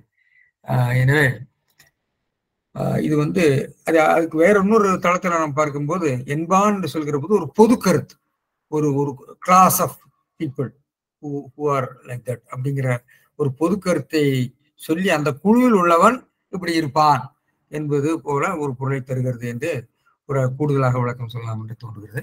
சரி, இதுல சொல்லடை பார்க்கும்போது அரண் என்பது மறுமைக்கு அறம், அது உண்மை தொடராக கொண்டிருக்காருன்னு நான் முன்பு விளக்கினேன். இது செவ்வன்னு சொல்லுவாங்க. அதாவது அரண் ஆக்கம், அரணும் ஆக்கமும், அது உண்மை தொகை என்று சொல்வதை கூட செவ்வன் என்று சொல்வார்கள். செவ்வனாக இருக்கிறது, அது உண்மை தொடர்ந்து சொல்லலாம். அதுக்கு ஒரு நுட்பமான வேறுபாடு இருக்கு. அரணாகிய வாழ்வு என்று பண்பு தொகையாக சொல்லியிருக்கார். இதுல அறம் என்று சொல்லாமல் அரண் என்று ஏன் சொன்னாருன்னா பிறன் என்ற அந்த எதிரிக்கு ஒரு வடிவம் வர்றதுனால அரண் என்பதை பயன்படுத்தி இருப்பார் என்று எனக்கு தோன்றுகிறது. திருவள்ளுவருக்கு அறம் என்பது போலியாக ஃப்ரீ வேரியேஷன் சொல்லுவாங்க மொழிகள், அது பயன்படுகிறது. ஆனால் அத்து வேற்றுமையை இருக்கும் போது அத்து தான் வரும். அரண் அப்படிங்கிறதுக்கு அரணுக்குன்னு வடிவம் நாம் பார்க்கல, அறத்துக்குன்னு தான் இருக்கு. அரணுக்குங்கிற வடிவம் திருக்குறள்ல இருக்கிற மாதிரி தெரியல. சரி, எனவே வேண்டாதான் வினையாளனின் பெயராக இருக்கிறது. என்பான் வினையாளனின் பெயர் என்று சொல்லப்படுவான். என்பான் என்பது என்பவன், என்பான் என்பது என்று கூறுகிறவன், என்று சொல்லப்படுகிறவன் என்ற இரண்டு பொருளிலும் திருக்குறளிலே வருகிறது. என்பான் என்பவன் என்ற இரண்டு வடிவமும் செய்வனை செயற்பாட்டு வினை பொருளில் வருகின்றன. அதுக்கு எடுத்துக்காட்டு நான் பின்னாடி சொல்றேன். திருக்குறளிலேயே ஆட்சி இருக்கிறது. பிறன் தான், ஆக்கம் செல்வம், பேணாது உதவாதுன்னு அவர் எடுக்கிறாரு. அவர் விரும்பாதுன்னு மற்றவர்கள் எடுத்திருக்காரு. அழுக்கறுப்பான்னா அழுக்காற்றை செய்வான், அழுக்கறுத்தல் செய்யான். அழுக்கறுத்தல் என்பது அழுக்காறு என்ற தொழிற்பெயர். அழுக்கறுத்தல், அழுக்காறு, அழுக்காறுங்கிறது ஒரு தொழிற்பெயர், அழுக்கறுத்தல் என்பது ஒரு தொழிற்பெயராக, அதனாலதான் ரெண்டு சமம்னு சொல்றாரு. இந்த அழுக்கறுப்பான் என்பதை வினைமுற்று என்று நாம் கொண்டோம். ஆனால் வேலாயுதம் பிள்ளையினுடைய அந்த திருக்குறள் சொல்லோடியில் அவர் வினையாளனை பேர்னு கொடுத்திருக்காரு. பொதுவாக எல்லாரும் அப்படித்தான் நினைப்பாங்க. ஆனால் அது வினைமுற்றாக கொடுப்பதுதான் சுத்தமாக இருக்கும்னு நினைக்கிறேன். காரியத்தன கவிராயர் இதை சொல்றார். அழுக்கறுப்பான் அழுக்காற்றை செய்வான், அழுக்கறுப்பான் பண்படியாக பிறந்தவன் சொல்றார். அழுக்காறு என்ற பண்படியாக வந்தது அழுக்கறுப்பான் என்று அவர் சொல்றாரு. அது கொஞ்சம் பார்க்கணும், எனக்கு கொஞ்சம் விளங்கிக் கொள்வதில் சிக்கல் இருக்கிறது. எனவே இந்த திருக்குறள்ல இப்படி சாதாரண திருக்குறளாக இருக்கிறது. ஆனால் இந்த வாக்கிய அமைப்பில் இருக்கக்கூடிய சிக்கலாலே அதனுடைய பொருள் நிலையை மாறுபட்டு விடுகிறது. உரைகளே அதனால்தான் மாறுபாடு ஏற்பட்டு விடுகிறது. இலக்கணம் மட்டும் இல்லை, தொடரமைப்பு மாறுபாடு அல்லது அதனுடைய உரைக்கோவை மாறுபாடு அடுத்ததுல வருது, பிரச்சனை வருது, டிஸ்கோர்ஸ் லெவல்ல உள்ள பிரச்சனை வருது. அதனாலையும் பொருள் வேறுபட்டு விடுகிறதுன்னு பார்க்கிறோம். எனவே இப்படி அந்த அரண் என்ற சொல்லை பற்றி சொன்னேன். அரண் நிறைய இடத்துல வருகிறது. அரண் எத்தனை இடத்துல வருகிறது? 17, 18 இடத்துல வருகிறது. 20 இடத்துல வருது. அறம் அப்படிங்கிறது கூடுதலாக வருகிறது. அறத்திற்கு அரண், அறத்து 19, 20, 25 இடத்துக்கு மேல அறம் என்ற சொல்லும் வருகிறது. இதனுடைய அதாவது இது ரெண்டும் ஒரே பொருள் என்று சொன்னால், அதாவது ஒரே வகையான பொருள் தரக்கூடிய பயன்பாட்டில் இருந்தாலும் அதை ஏன் அதை பயன்படுத்துகிறார் என்பதை நம்ம ஆராய வேண்டும் என்று பார்க்கிறோம். சரி, ஆக்கம் என்பதும் திருக்குறள் நிறைய இடங்கள்ல வருகிறது பார்க்கிறோம். அப்புறம் கூடுதலாக சொல்ல வேண்டியது வேண்டாதான் அப்படிங்கிறதுக்கு வேண்டாது, வேண்டாமை, வேண்டாரை வேண்டுவான் என்றும் ஒன்று இருக்கிறது. எல்லாமை வேண்டுவான் என்பான், அறமணக்கம் வேண்டாதான் என்பான்கிற மாதிரியே எல்லாமை வேண்டுவான் என்பான் என்ற ஒரு திருக்குறள் இருக்கிறது. உடன்பாட்டிலையும் ஒரு திருக்குறள் இருக்கிறது பார்க்கிறோம். வேண்டுவான் என்பான், எல்லாமே வேண்டுகிறவன் என்று சொல்லப்படுவான் என்று சொல்லி அங்க எழுதியிருக்கிறாரு. என்பவன் என்பது ஒரு மாதிரி நான் முன்பே சொன்ன மாதிரி ஒரு வரையறை கொடுக்கும்போது இல்வாழ்வான் என்பான், இயல்பான் இல்வாழ்க்கை வாழ்வன், அறனையிலான் இல்வாழ்வான் என்பான், என்று இது ஒரு டெஃபினிஷனுக்காக வரக்கூடியது. என்பான்னா தெளிந்திருப்பான், இன்பம் வழியான் இடும்பை இயல்பு என்பான். தெளிந்திருப்பான்ங்கிற அந்த இடத்துல பொருள் சொல்றாரு, அது வேற பொருள். உலகத்தார் உண்டு என்பது இல் என்பான் சொல்லுவான். இது மாதிரி அதனுடைய நேர் பொருள் இருக்கக்கூடியதும் இருக்கிறது. இது மாதிரி வரையறை பொருள் உணர்த்தக்கூடிய ஒரு இடைச்சொல் போன்ற பயன்பாடும் இந்த சொல் வடிவத்துக்கு இருக்கிறது. கண்முடையர் என்பவர் கற்றோர், இது ஒரு இடைச்சொல்லாக ஒரு இலக்கண சொல்லக்கூடிய வரையறை சொல்லக்கூடிய இதாக வருகிறது. இகலின் மிகல் இனிது என்பவன் வாழ்க்கை என்று என்று என்று சொல்லுகின்றவங்கிறது நேராக வருது, செய்வனையாகவே வருகிறது. செய்பவன் என்பது நேரடியாக வருகிறது. இது எனப்பட்டது, எனப்படுதல், எனப்படும், இதெல்லாம் திருக்குறளை 2 ஆட்சிகளும் இருக்கிறன என்று பார்க்கிறோம். எனவே இவ்வாறு இந்த திருக்குறளில் இருக்கக்கூடிய பொருள் அமைதியை விளங்கிக் கொள்வதற்கு அதனுடைய வாக்கிய அமைதி எப்படி வேறுபடுகிறது அல்லது வேறுபடுத்தி பார்க்கலாம், அதன் மூலமாக பொருள் நுட்பங்கள் எப்படி வேறுபடுகின்றன என்பதை நம்ம பார்த்தோம். இனி அடுத்ததுக்கு போகலாம். அடுத்தது எளிய எளிய திருக்குறள் தான், பெரிய விஷயங்கள் ஒன்றும் இல்லை. அதாவது தீமை வரும்னு சொல்லிட்டாரு, சரி, அதனால அவன் செய்ய மாட்டான். அதனால விஷயம் தெரிந்தவன் தீமை, இந்த அழுக்காறு செய்ய மாட்டான். அழுக்காற்றின் நல்லவை செய்யார், அழுக்காறு காரணமாக தீமைகளை செய்ய மாட்டார். அழுக்காரும் பட மாட்டாங்க, தீமையும் செய்ய மாட்டாங்க. யாரு? இழுக்காற்றின் ஏதம் படுவாக்கறிந்து. அழுக்காற்றின் நல்லவை செய்யார், இழுக்காற்றின் ஏதம் படுவாக்கறிந்து. இந்த இழுக்காற்றின் ஏதம் படுவாக்கறிந்துங்கிற சொல்லாட்சி முன்பே நம்ம வந்திருக்கு திருக்குறள்லயே. ஒழுக்கமுடைமை என்ற அதிகாரத்துல ஒழுக்கத்தின் ஒல்கார் உறவோர் இழுக்கத்தின் ஏதம் படுவாக்கறிந்து, இழுக்கத்தின் என்று வந்திருக்கிறது. எப்படி இதை பொருள் பண்றான்னு பார்ப்போம்.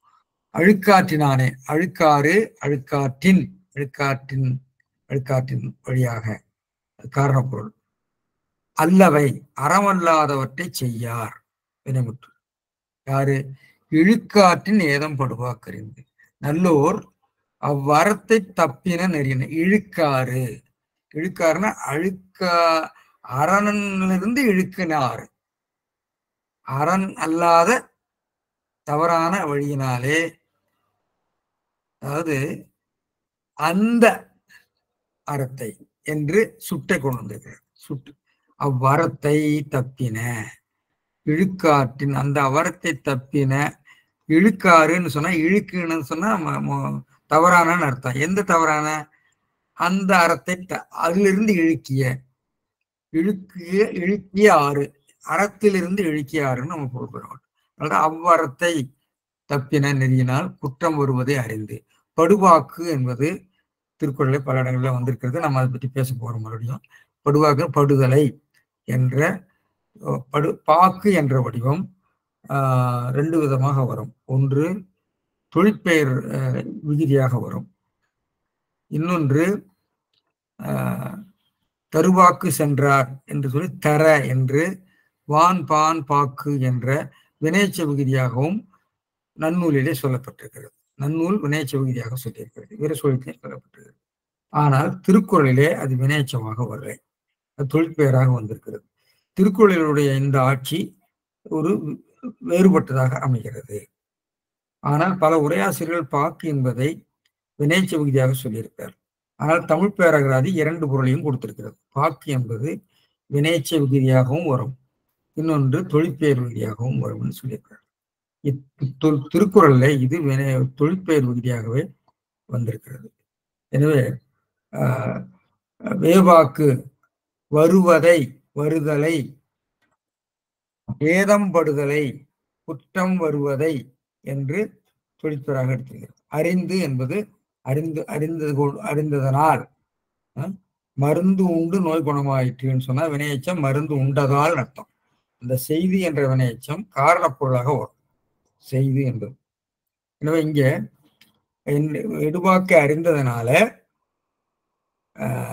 அந்த அந்த அறங்களையிலிருந்து இழுக்காற்றை செய்வதை துன்பம் வருவதை அறிந்ததனாலே அழுக்காற்றின் அல்லவே செய்யார். அழுக்கற்று, அதாவது அழுக்கார் பொறாமைப்பட்டு அதனாலே தீமைகளை செய்ய மாட்டார்கள். பொறாமைப்பட மாட்டார்கள், தீமைகளை செய்ய மாட்டார்கள். அந்த தீமை பொறாமையினாலே வருகிறது. சரி, பெருமையாளர் என்ன சொல்றாரு? அழுக்காற்றின் அல்லவே செய்யார்.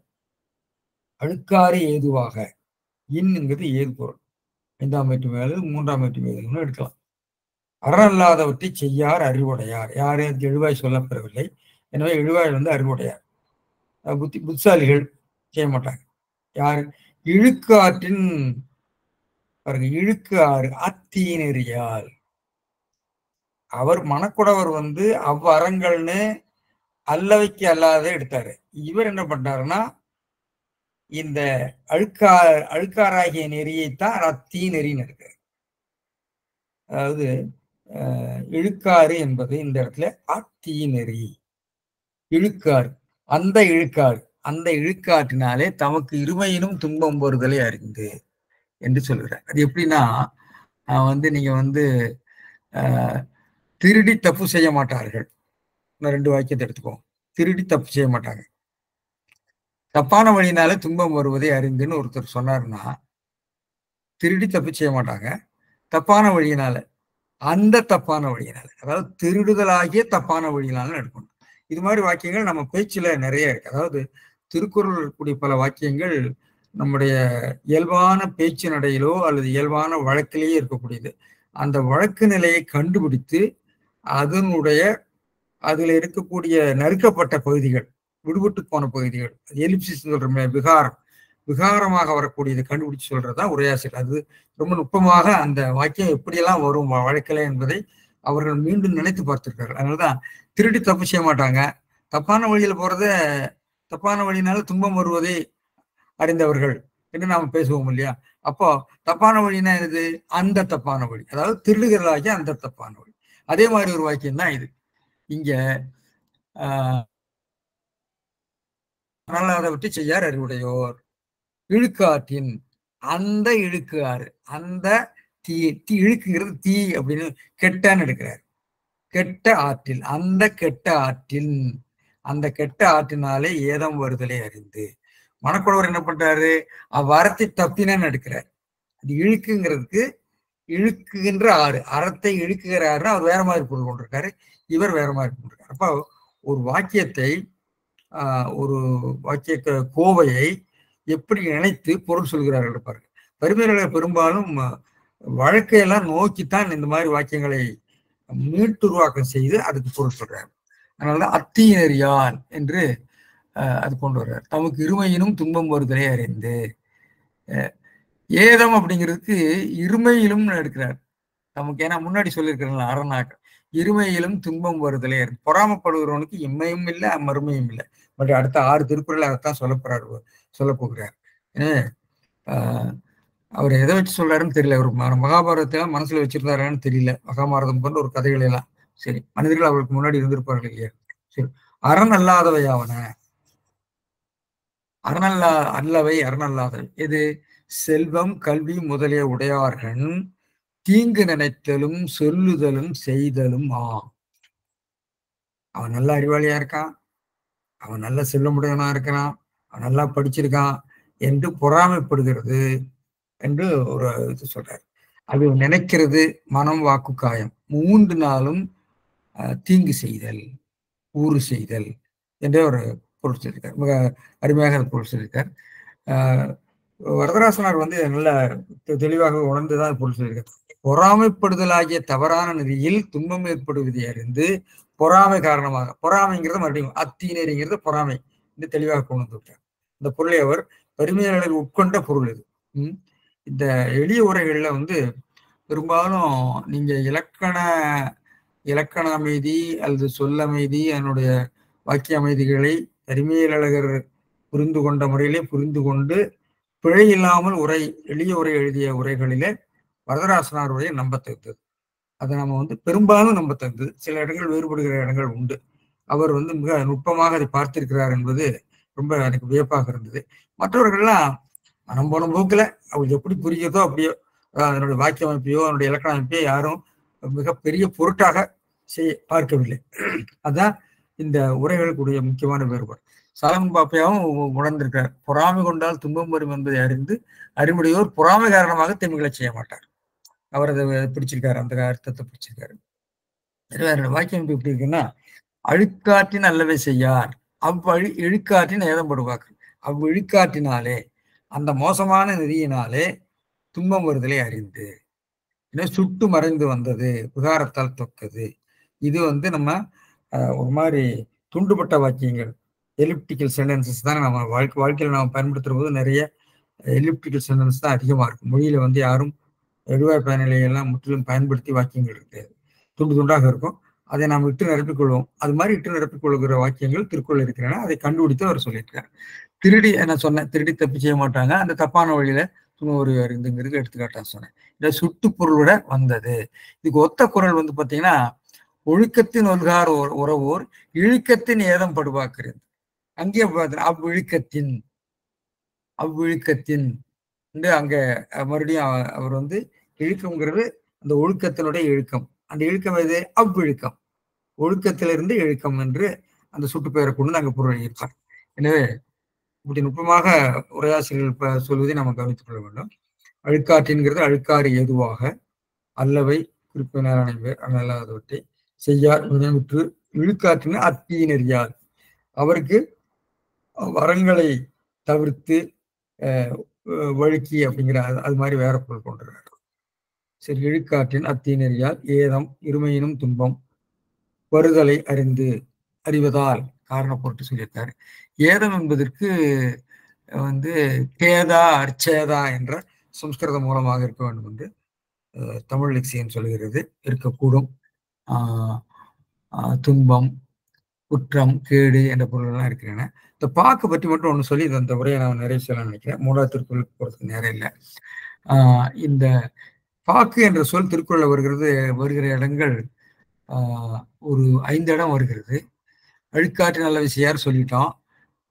அப்புறம் கண்ணுளார் காதலர் அவராக கண்ணும் எழுதியும் கரப்பாக்கு அறிந்து மறைதலை அறிந்து வருதலை அறிந்து நெஞ்சத்தார் காதலரவராக வெய்துண்டல் அஞ்சுதும் வேவாக்கு அறிந்து வெய்துரலது அஞ்சு இமைப்பின் கரப்பாக்கு அறிவல் அனைத்திற்கே ஏதலர் என்னும் ஊர் மறைதலை கூடியிருந்தேமா தும்மினார் யாம் தம்மை நெடுவாழ்க என்பாக்கு அறிந்து என்பதனை என்று இந்த பாக்கு என்பது நன்னூல்ல செயவ வினையெச்ச விகுதியாக வருகிறது.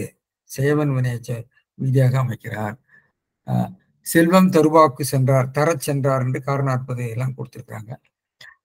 ஆனால் இந்த கொள்வாக்கு வந்தான் போன்ற இடங்களில், அதாவது இந்த பாக்கு என்பதை செயற்படு குன்றாவினை கொண்டு முடியும் போது செயவன் எச்சமாகவும், அதாவது கொள்வாக்கு போன்றல படுவாக்கறிந்து வேவாக்கறிந்து கரப்பாக்கறிந்து செயற்படு குன்றிய வினை வடிவமாக வரும்போது தொழிற்பெயராகவும் கொள்ள வேண்டும் போலும்.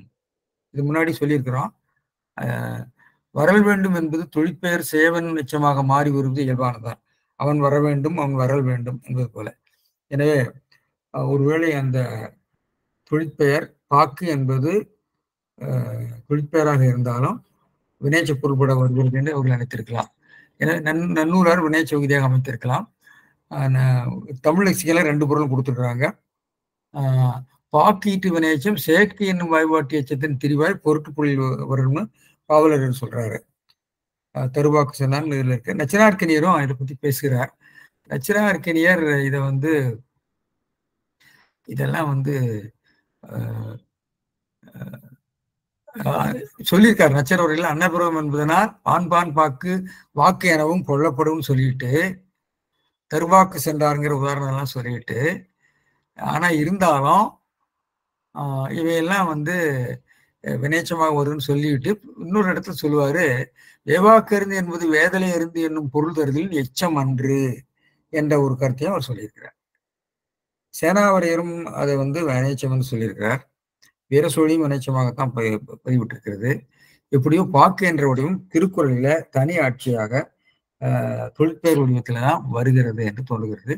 இது திருக்குறள் இந்த ஆட்சி வேற இடங்களில் இருக்குதா என்று நாம் பார்க்க வேண்டும் என்று சொல்லி நான் இதோட நிறுத்தலாம்னு நினைக்கிறேன். நன்றி, வணக்கம்.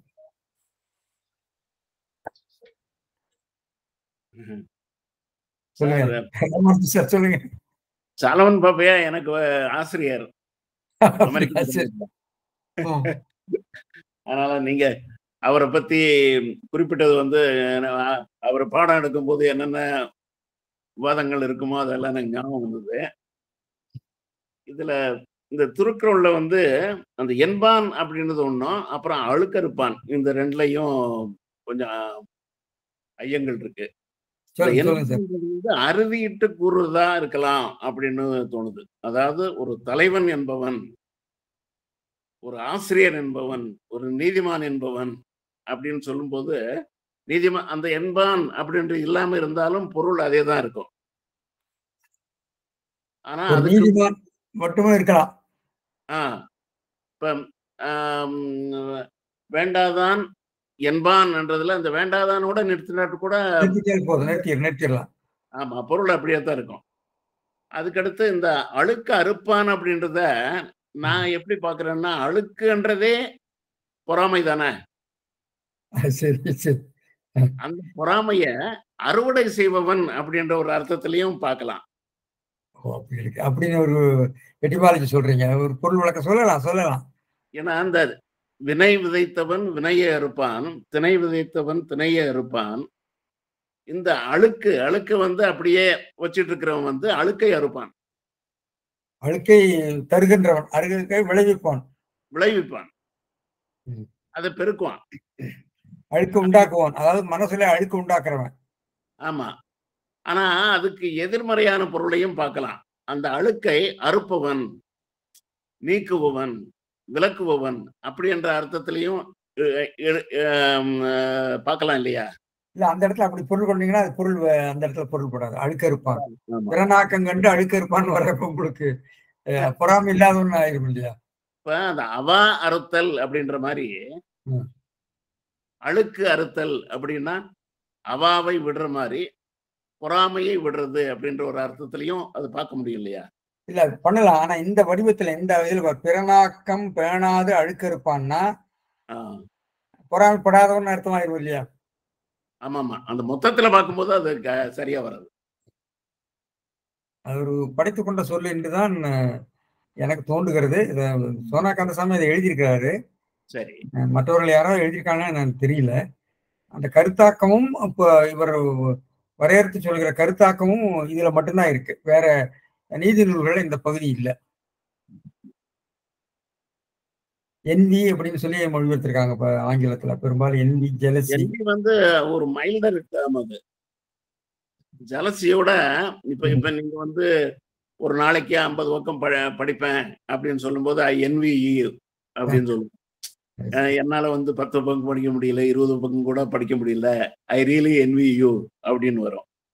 பட் ஜலசி வந்து ஸ்ட்ராங்கர் வேர்டு அது. ஓ, அப்படி யூசேஜ்ல அப்படி இருக்கு. சரிதான்.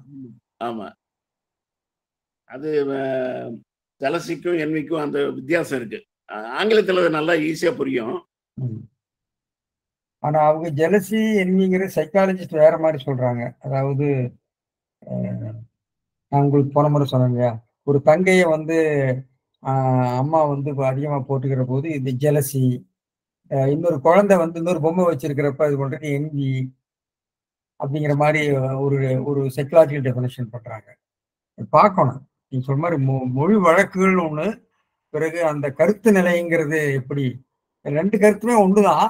ஆனா அந்த கருத்துல ஒன்று வந்து ஒரு போதாமையினால வரக்கூடியது என்வி. ஜெலசி அப்படிங்கிறது பொறாமை, போட்டினால வரக்கூடியது. ஆமா ஆமா, போட்டி, பொறாமை, போதாமை என்ற ரெண்டு நிலையை பாக்குறாங்க. திருவள்ளுவர் பெரும்பாலும் வந்து போதாமையைத்தான் நினைக்கிறாரோன்னு எனக்கு தோணுது, தெரியல. ஆனா அந்த அந்த கருத்தாக்கமே ரொம்ப முக்கியமானது இல்லையா? ஆமா, திறனாக்கம் கண்டுன்னு சொல்றதுனால எனக்கு இது இல்லையே அப்படிங்கிற மாதிரி உள்ள உணர்வு தான் எனக்கு தோன்றுகிறது. அதை நம்ம ஆராயணும். இப்ப ஆராயறதுக்கு நிறைய இருக்கு. இதுல வந்து அதிகமா இதை பத்தி பேசுறது பிறருடைய செல்வத்தை கண்டு பொறாமைப்பட்டு அது படுக்கிறவன அழிந்து போவான்னு திரும்ப திரும்ப சொல்லிட்டு இருப்ப. அடுத்தது வருது பாருங்க, அவன் பாவி தீயுடி ஊத்தி ஊத்தி விடும் என்று ஒரு 6 திருக்குறள்ல அதான் சொல்றாரு. அதாவது நம்மளே ஒரு ஆக்கப்பூர்வமா ஒண்ணு பண்றதுக்கு பதிலா அடுத்தவனை கீழே இழுத்து போடணும் அப்படின்னு நினைக்கும் போது நம்மளே முதல்ல கீழே போயிடுவோம். அதான் அல்லவே செய்யார். பெட்ரன் ரசல் கூட ஒரு ஃபேமஸ் கொட்டேஷன்ல தான் சொல்லுவாரு, நம்ம கிட்ட என்னென்ன இருக்கோ அதை வச்சு சந்தோஷமா மன இன்பத்தோட இருக்கிறதுக்கு பதிலா அடுத்தவங்க கிட்ட என்னென்ன இருக்கு அப்படின்னு பார்த்து அதை பார்த்து பொறாமப்பட்டு கஷ்டப்படுறதுதான் ரொம்ப பேருக்கு வந்து இயல்பா இருக்கு அப்படின்னு சொல்லுவார். அதுக்கு முடிவே இல்லை. அதுக்கு முடிவே இல்லை. பிறருடைய செல்வம், அழகு அல்லது இருக்கிறத பார்த்து பொறாமப்படுறது அல்லது கஷ்டப்படுறது அது ரொம்ப ஈஸியா போயிருது, காமனாவும் போயிருது நடைமுறையில.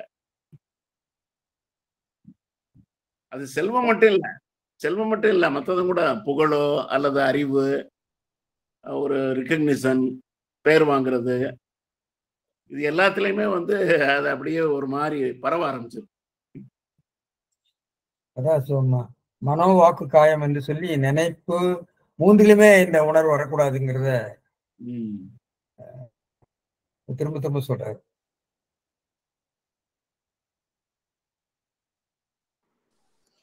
சார் ஒரு சந்தேகம் சார்.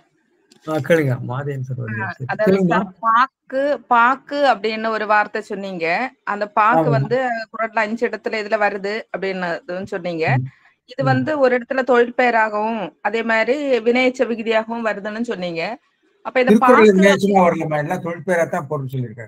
தொழிற்பெயரா சார்? சென்றாருங்கிறது அந்த இடத்துல மட்டும் வினையச்சமா அங்க பொருள் சொல்லியிருக்காங்க.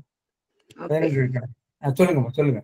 இந்த பாக்கு அப்படிங்கிற அந்த வார்த்தை மட்டும் வந்து நம்ம என்ன பொருள் தான் சார் எடுப்போம் அப்படின்னா? நீங்க அந்த வாக்கிய அமைதியை வைத்துக் கொண்டுதான் பொருள் சொல்லுவாங்க. அதாவது தருவாக்கு வந்தான்னா தருவதற்கு வந்தான் அப்படின்னு நீங்க பொருள் சொன்னீங்கன்னா தர என்ற செய்வன் வாய்பாட்டு வினையச்ச பொருள் கூட வருது. எனவே அதை வினையச்ச விதின்னு சொல்லலாம். படுவாக்கு அறிந்து, படுதலை அறிந்து, படுபாக்குன்னா படுதலை அறிந்துன்னா அதுக்கு விளக்கம் சொல்லிங்க. பட அறிந்து நம்ம சொல்ல முடியுமான்னு எனக்கு தெரியல. சரி சரி. நீங்க அந்த ஒரு விகுதிக்கு பொருள் சொல்றது அது வருகிற வாக்கிய சூழல்ல எந்த மாதிரி வருகிறது பார்த்தா நீங்க போட்டு சொல்லலாம். இலக்கண குறிப்பு அப்படித்தான் போடணும். இலக்கண குறிப்புகளே நீங்க வந்து அந்த சொல் எந்த இடத்துல ஆளப்பெறுகிறதோ அதுக்கேற்ப தான் நீங்க இலக்கண குறிப்பு போடணும். சரி சார்.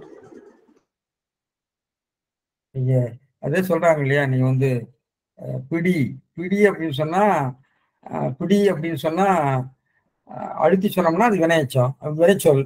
நீ அதை பிடி அப்படின்னு சொல்லி ஒரு பிடி ஒரு பிடி சாம்பல் அப்படின்னு சொல்றப்போ அது வந்து தொழில் பெயர் ஆகி விடுகிறது, பெயர் சொல் ஆகி விடுகிறது. ஒரு பிடி பிடிச்சான்.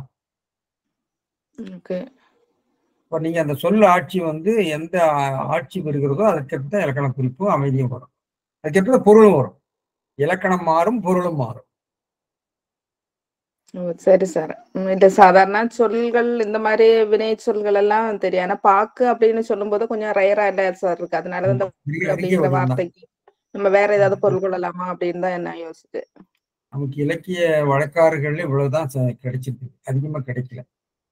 அது கோதண்டராமன் போன்றவர்கிட்ட கேட்க வேண்டும். அது ஒப்பியல் திராவிட ஒப்பியல்ல எப்படி அதை பாக்குறாங்கன்னு கேட்கணும். மோகன்ராஜ் அதை பத்தி ஏதாவது எழுதியிருக்காரா சார்? தெரியலைங்க சார், பாக்குறேங்க சார். அதை பார்த்து சொல்லுங்களா கொஞ்சம். சரி சார். சரி சார். சரி சரி. கேள்விகள்? ஐயா, இது இலக்கணத்தை தாண்டி வணக்கம் வணக்கம் வணக்கம்.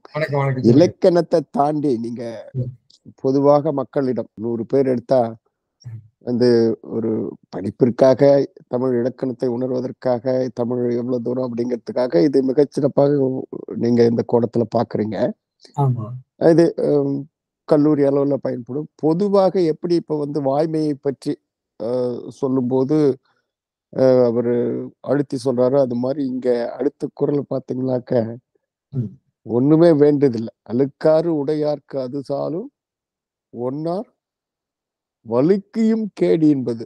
அதனால அழுக்காறு கொல்லக்கூடாது என்பதுதான் இதனுடைய அடிநாதம் என்பதை நம்ம அனைவரும் உணர்கிறோம். அவங்க ராமானுஜ ஐயா சொன்ன மாதிரி இப்படிதான் பொதுவா எடுத்துக்கிறாங்கன்னா அப்ப பொதுவா எடுத்துக்கவங்க பொதுவா வினைய வந்து அதற்குரிய வினைய வந்து ஏற்றுத்தான் ஆக வேண்டும். அதெல்லாம் பண்ணக்கூடாது அப்படிங்கிறதுக்காக தான் இது அறநூலாக வந்திருக்கு இல்லைங்களாங்கய்யா? இல்ல, நீங்க சொல்றது கருத்து நிலை விளக்கம் அது ரொம்ப தேவை. அது நம்ம அதிகமா போகல. கருத்து நிலை விளக்கத்துக்கு இது எப்படி துணை செய்யுது, கருத்து நிலை விளக்கம் வேறுபாட்டுக்கு இது ஏன் காரணமாகுது அப்படிங்கிறது தான் நம்ம பேசுறோம். இது வந்து மற்றவர்கள் பேசாத பேச்சு அப்படின்னு நான் நினைக்கிறேன்.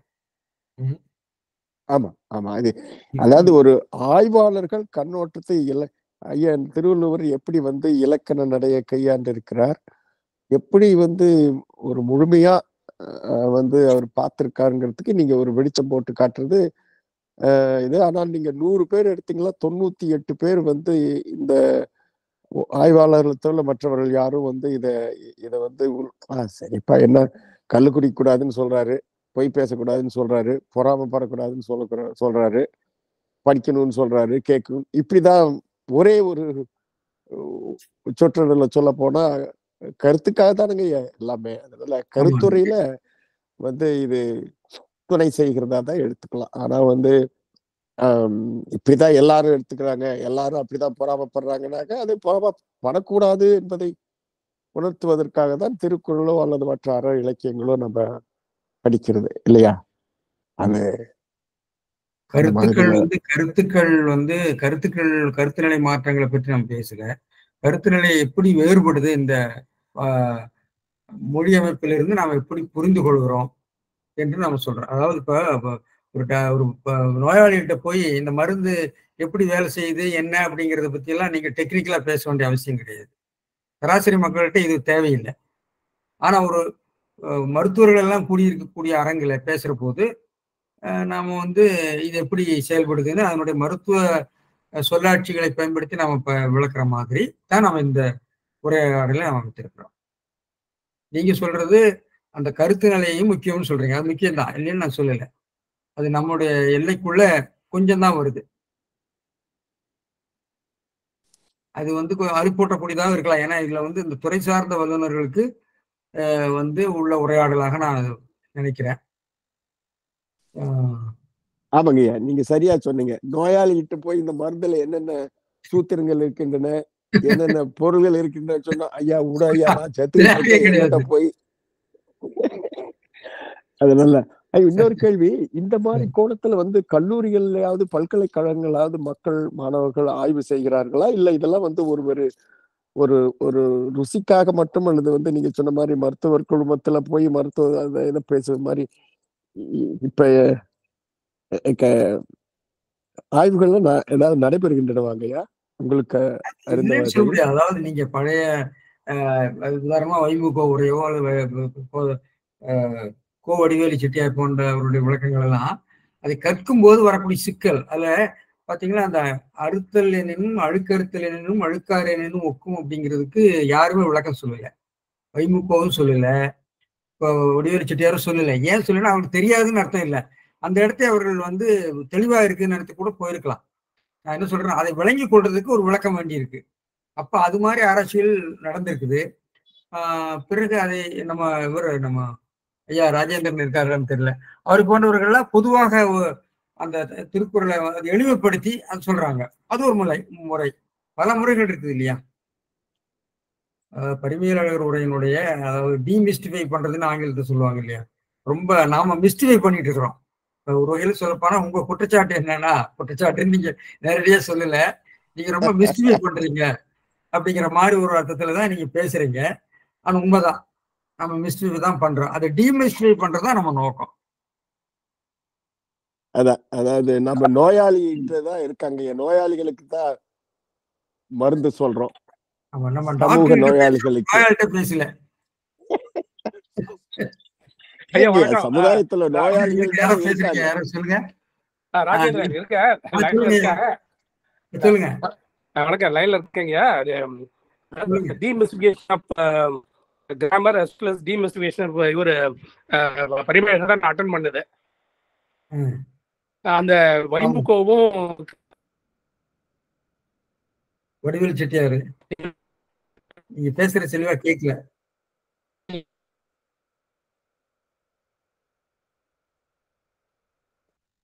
நீங்க பேசுற கேட்கல சார்.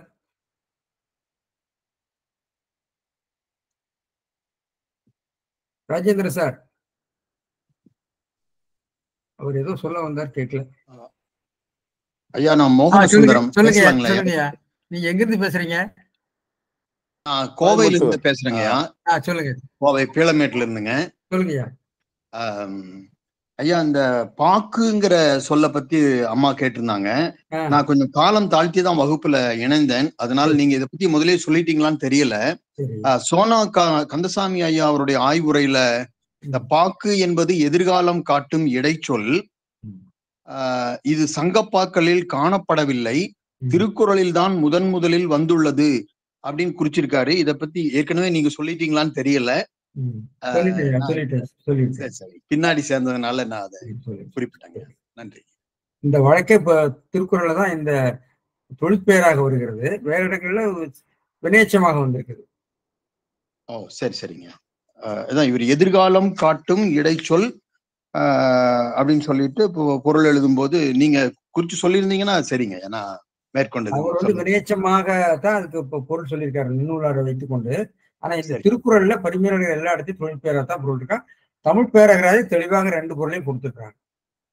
சரிங்க, நன்றிங்க. ஐயா, ராஜேந்திர சார் தான் சொல்ல வந்தாரு, அதுக்கு இல்ல அவருடைய இணைப்பு சரியில்லை. ஐயா வணக்கம் ஐயா, கேக்குதுங்களா? இணைப்பு போயிடுச்சு, உங்களுடைய இணைப்பு இப்ப போயிடுச்சுங்களா ஐயா? இப்ப இருக்கு, சரியா இருக்கு, சொல்லுங்க. இல்ல ஒண்ணும் இல்லைங்க, அது வந்து பரிமையாளர்ல என்னன்னா, நான் அந்த பாபடுக்க பரிமையாளர்கள் நூலை நீங்க பாத்தீங்களா இல்லையா தெரியல.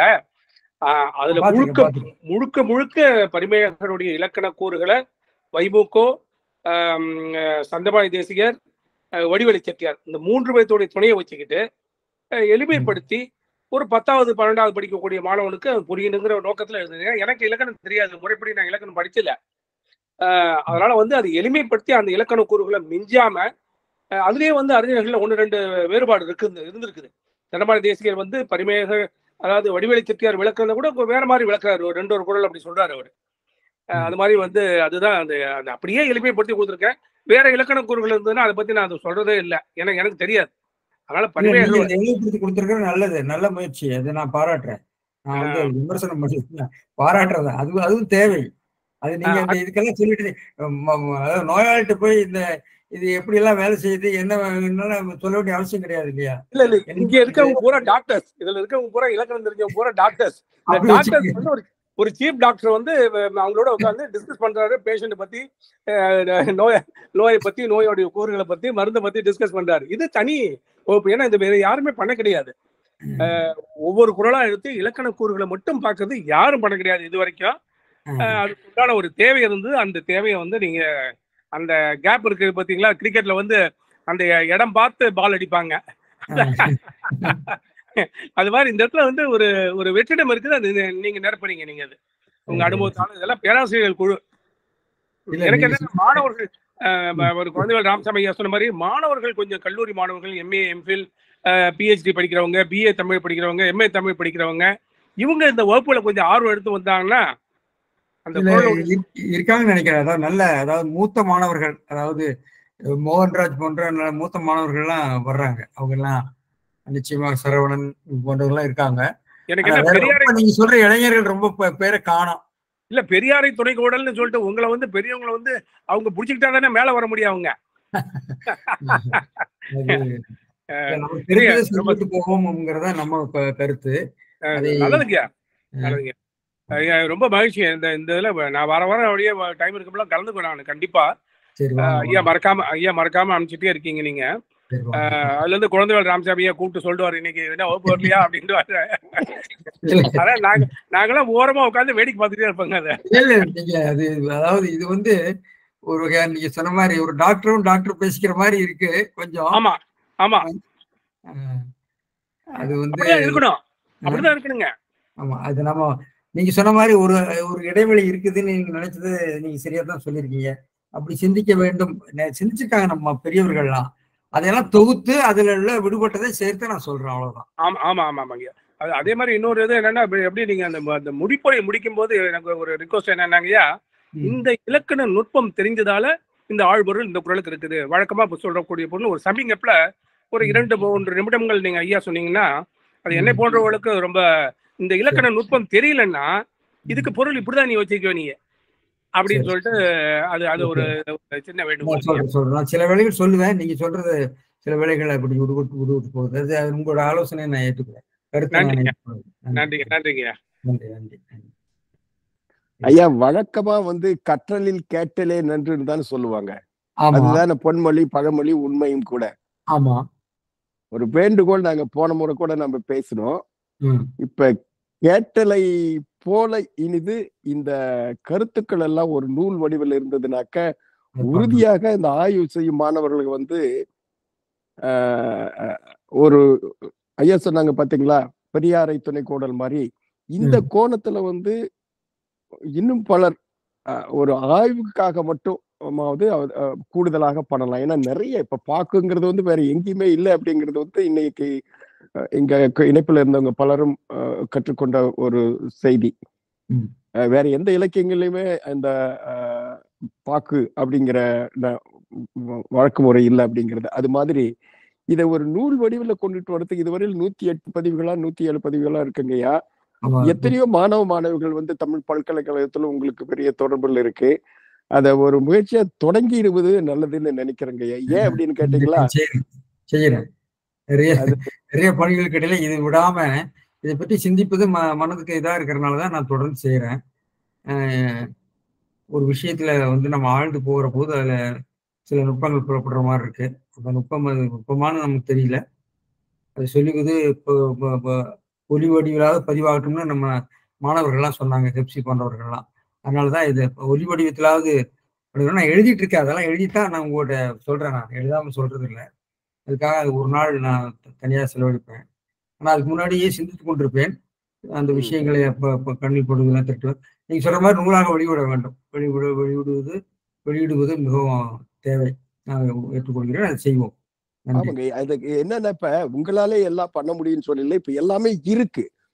இத வந்து இப்ப கனிகள் பூத்து குலுங்கி பூக்களும் கனிகளும் காய்த்து பூத்து குலுங்கின்றன. அதை எடுத்து ஒரு கூடையில போட்டு அதை அழகுபடுத்தி அது மற்றவர்களுக்கு இது பாரு இதெல்லாம் இந்த பழங்கள் இங்க இருக்குன்னு அவங்க மாதிரிதான் ஒரு பள்ளி முதுகலை படிக்கிற மாணவ மாணவிகளோ அல்லது வந்து முனைவர் பட்டம் செய்வர்கள் வேற ஒரு தலைப்பு எடுத்துட்டு போவாங்க. ஆனா இது வந்து இடையில இருக்கு பாத்தீங்களா, முதுகலைக்கோ முனைவர் பட்டத்துக்கு இடையில இருக்கவங்க அவர்களுடைய உதவிகள் வந்து நீங்க தமிழ் பல்கலைக்கழகமாக இருந்தாலும் சரி அல்லது புதுச்சேரியில் நீங்க இருக்கும்போது இருந்தாலும் சரி அதை கொஞ்சம் இப்ப இந்த இணைப்புல இருக்கவங்க எல்லாத்துடைய முயற்சினால இதை நம்ம பலமுறை பேசிட்டோம். 2024 நல்ல ஆண்டுன்னு நினைக்கிறேங்கய்யா.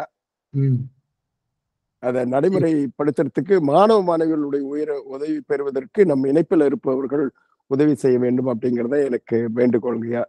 நிச்சயமா செய்யணும்.